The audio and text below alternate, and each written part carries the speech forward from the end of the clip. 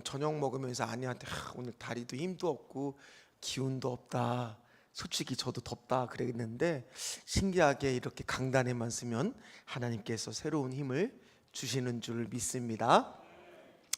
옛날에 4.5하고 5라는 사람이 살고 있었대요. 4.5하고 5하고 차이는 겨우 얼마밖에 안 나요? 0.5밖에 안 나옵니다. 그런데 그렇게 5가 4.5를 업신 여기는 거예요. 그리고 4.5는 맨날 5만 보면 쩔쩔쩔 매면서 형님 형님 하면서 부르면 막 달려 나와야 되고 굽신굽신 거리는 거예요. 모든 일을 시켜도 4.5는 군말 없이 5가 하는 대로 해야 되는 거예요.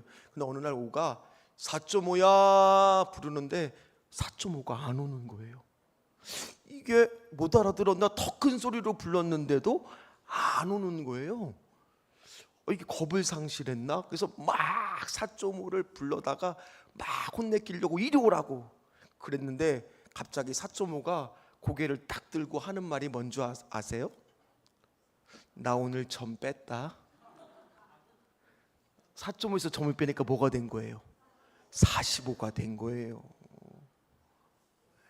여러분, 이 점 하나 빼는 게 생각보다 간단한 일 같지만 우리가 오늘도 기도하면서 얼마나 우리 안에 입술에 부정적인 얘기들이 참 많은지 몰라요. 안 된다, 기도해도 소용없다, 기도해봤자 무슨 소용이 있느냐. 왜 그러느냐? 오늘 본문이요, 한 사람의 입술에서 두 가지의 우리가 말이 나와요. 그 작은 하나의 차이가 놀랍도록 은혜가 달라지더라는 거예요. 과연 오늘도 우리 안에 어떤 부정의 점들을 빼야 될지 말씀을 통해서 한번 살펴보겠습니다. 자, 지난 시간에 알다시피 어떤 일이 있었나요? 삼손이 어떤 일이 있었어요? 삼손이 여우 꼬리를 잡고, 그죠? 300마리의 여우 꼬리로 온통 불을 지르고요, 블레셋을 쑥대밭으로 하니까 블레셋이 군사를 일으켜서 정규군을 이끌고 유다가 다스리는 오늘 지역, 이 레이라고 하는 지역까지 와서 싹 이렇게 삼손을 포위하고, 삼손은 동굴 안에 딱 들어가서 숨어 있었죠. 그런데 전쟁을 치르는 게 아니라 누구를 이용합니까? 유다 족속을 이용을 해서 같은 뼈끼리 싸우게 만들려고 하는데, 삼손이 잘한 게 있다 그랬죠. 그게 뭐였어요? 자기 편을 공격하지는 않았다라고 말씀을 드렸습니다. 그리고 오늘 본문에 보니까 어떠한 일이 있냐 하면은, 그런 가운데서 하나님이 삼손에게 또 뭐를 주세요? 여러분, 삼손이 그냥 힘이 센 게 아니에요. 항상 힘이 센 게 아니에요. 뭐 할 때 능력을 받았어요?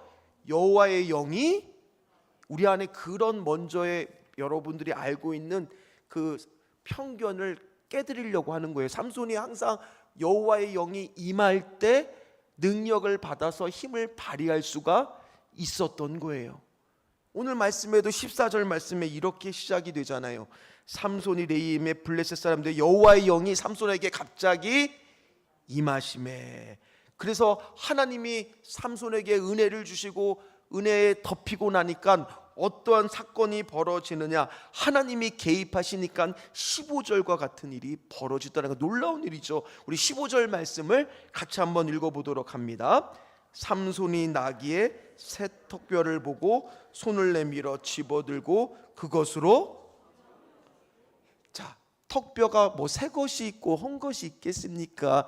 이 새 턱뼈라는 것은 죽은 지 얼마 안 된, 그러니까 바짝 마른 뼈가 아니라 어쩌면 살점이 조금 붙어있는 갓 죽은 지 얼마 안 된 턱뼈라는 거겠죠.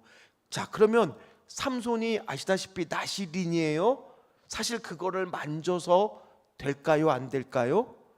사실은 이 방법도 옳은 방법이 아닙니다. 심지어 턱뼈는요, 어떻게 생겼는지 한번 사진을 잠깐 보면요, 이런 게 턱뼈예요.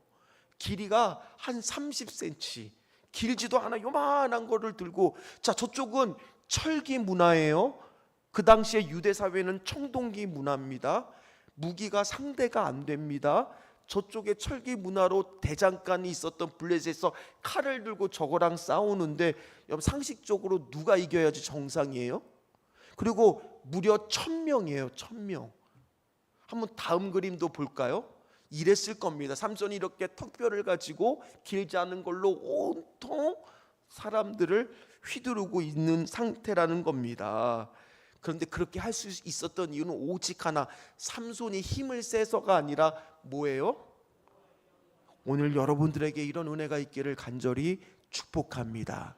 여호와의 영이 임하는 순간 능력을 받게 된다는 거예요. 저도 간절히 사모합니다. 제가 말씀을 전할 때나 사역을 할 때 여호와의 영이 임하기를 저도 간절히 사모합니다. 그러고 났는데 1000명을 죽였어요. 누구 때문에 이렇게 된 거예요?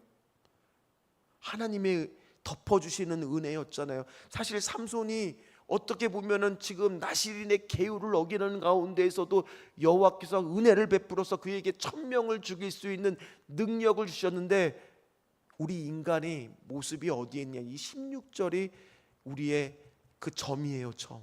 한번 보십시오. 뭐라고 말하는지 같이 읽겠습니다.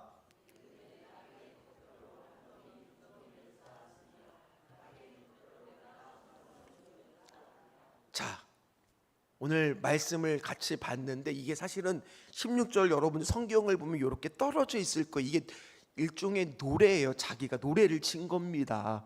자, 자기가 노래를 짓는데 누구를 위해서 노래를 졌어요?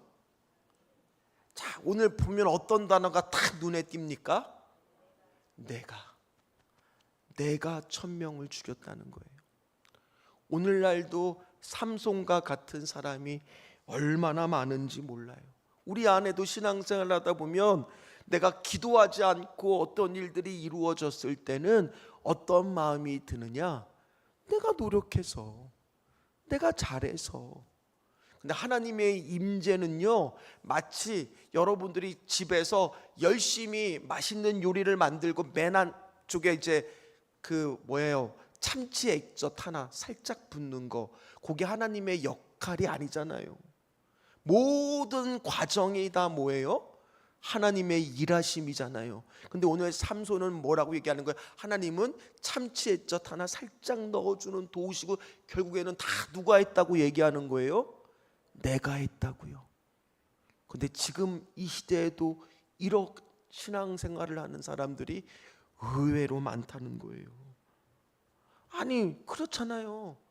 우리가 때로는 어떤 일 하다 보면은 그래도 누가 나 좀 알아줬으면, 누가 나 좀 칭찬해 줬으면. 아니 저부터가 설교 마치고 나면 우리 성도들이 어떤 말 할 때가 제일 행복할까요? 그런데 그렇게 안 해주더라고요. 우리 성도님들이. 그 소리 들으면 저도 막 춤추고 속으로는 막 좋아하는 게 우리의 마음이에요. 솔직한. 저 교만하지 말라고 그렇게 안 해주시는 거였죠. 지금 우리 인생 가운데 하나님은요, 개입하시는 분이세요. 일하시는 분이세요. 승리하게 하시는 분이세요. 그런데 그거를 우리가 생각하지 못할 때가 너무나 많다는 거예요.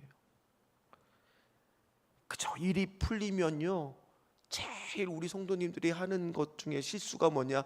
기도를 멈춰요. 합격하고 나면, 자녀가 합격하고 나면 더 이상 그 문제에 대해서 기도하지 않아요. 한번 가만히 생각해 보세요. 결혼하는 것까지의 과정만 기도하는 게 아니라 사실 진짜는 뭐였나요? 결혼 이후의 삶이었잖아요. 자녀를 낳는 것도 중요하지만 더 중요한 건 뭐였어요? 자녀를 낳고 나서의 이후의 삶이었잖아요. 여러분, 기도할 것이 어떻습니까? 계속 됩니까? 아니면은 딱 그것만 되면은 끝나는 겁니까? 한번 솔직하게 자녀에 대한 기도 제목은 어때요? 죽을 때까지 해야 되는 거 아닙니까? 그럼에도 불구하고 오늘 그의 고백에서 어떤 얘기를 하냐? 라만 레히. 이게 오늘 밑에 각주에 보니까 뭐라고 나옵니까? 턱뼈의 산. 아니 너무 좋은 단어가 많잖아요. 에베네셀, 하나님이 도우셨다고, 여호와 이래 하나님이 준비하셨다고, 할렐루야, 뭐 온갖 좋은 말들, 여호와 니시 승리를 주셨다고 이런 말을 선포할 수도 있었잖아요. 근데 삼손이 한 말은 뭡니까? 그 부정예적 라만네이, 내가 턱뼈로 시체를 산에 이룰 만큼 어마어마한 일을 했다라고 자기가 자랑으로 끝난다는 거예요. 우리 사랑하는 성도 여러분들은 그런 분들이 안 되시기를 간절히 소망합니다. 그런데 그렇게 살고 있는 그 삼손의 삶을 하나님이 그냥 두시지 않았다는 게 저는 은혜라고 생각해요. 오늘 삼손에게 그렇게 막 기쁜 일이 넘치다가 한 가지 정말 그 1000명을 죽인 거에 비하면 어떻게 보면 사소한 하나의 문제가 생깁니다. 그 문제는 바로 뭡니까? 18절 말씀이었어요. 18절 말씀을 같이 읽겠습니다.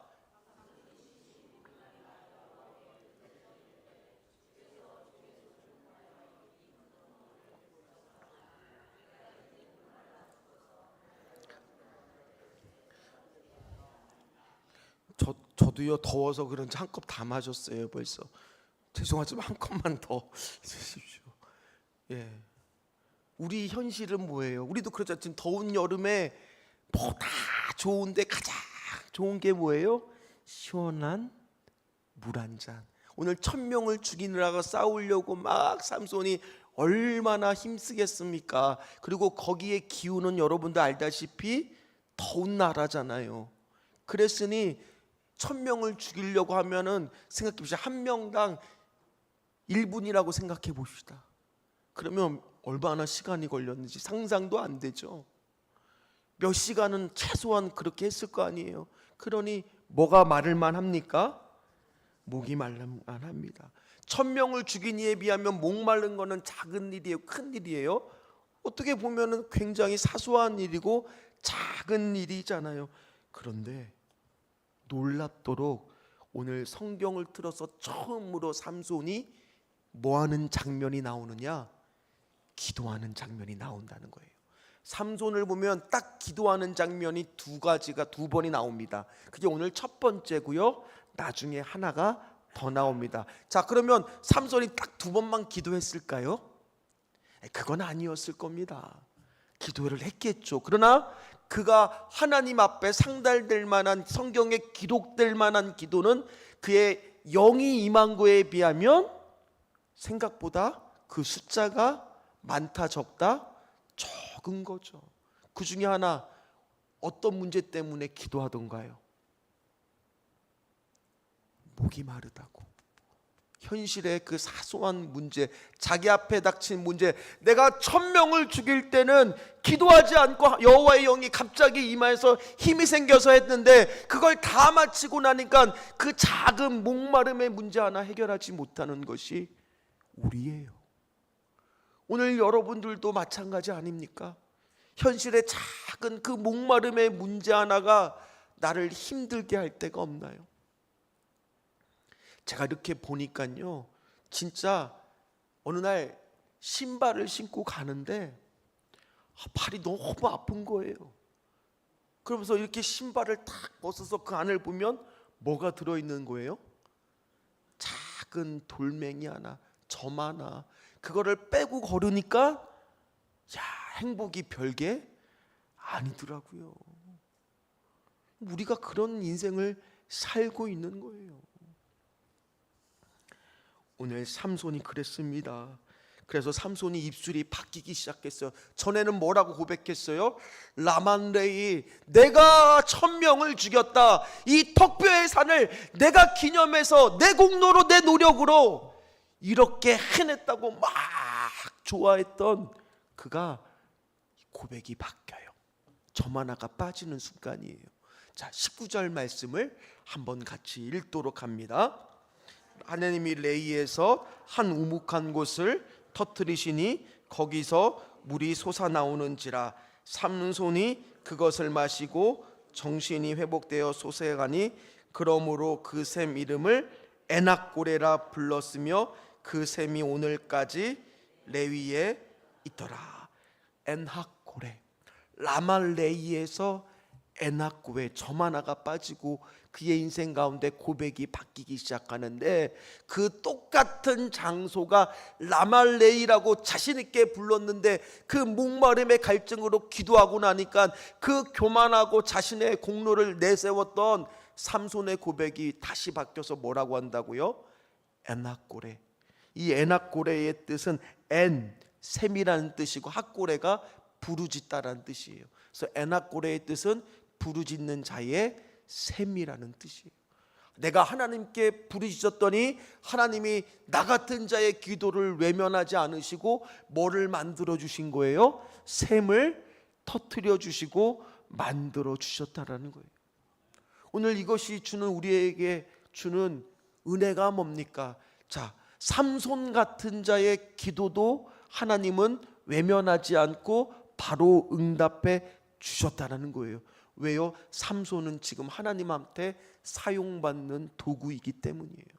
오늘 우리도 하나님께 사용받고자 하는 사람, 부르짖으면서 하나님이 나의 이런 목마름의 문제를 주님 앞에 놓고 기도할 때 주님은 오늘 엔하골의 은혜를 우리에게 허락해 주실 줄 믿습니다. 성경은요, 삼손 같은 자뿐만 아니라 또 다른 자를 통해서 엔하골의 은혜를 또 보여주세요. 한 번이 아니라는 거예요. 자, 여러분들이 아마 이 사람을 아실 겁니다. 이 사람은 아브라함의 첩이었습니다. 누구죠? 그렇죠, 하갈이었죠.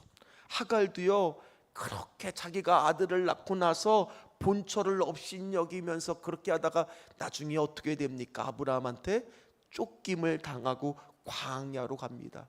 자기 아들 이스마엘도 아직은 어른이 아니잖아요. 어린아이잖아요. 그 아이를 이끌고 가는데 가는 동안 광야니까 당연히 나중에 뭐가 생깁니까? 두려운 문제, 물 목마르는 문제, 이 현실의 문제가 생기잖아요. 근데 하갈은 약속의 자녀가 아니잖아요. 그 통해서 낳은 그 자녀가 아니잖아요. 근데 하나님은 그런 하갈 같은 여인의 기도도 외면하지 않습니다. 한번 말씀을 찾아봅니다. 창세기 21장입니다. 나왔네요. 창세기 21장 17절 말씀 우리 한번 같이 읽어봅니다. 같이 읽습니다. 하나님이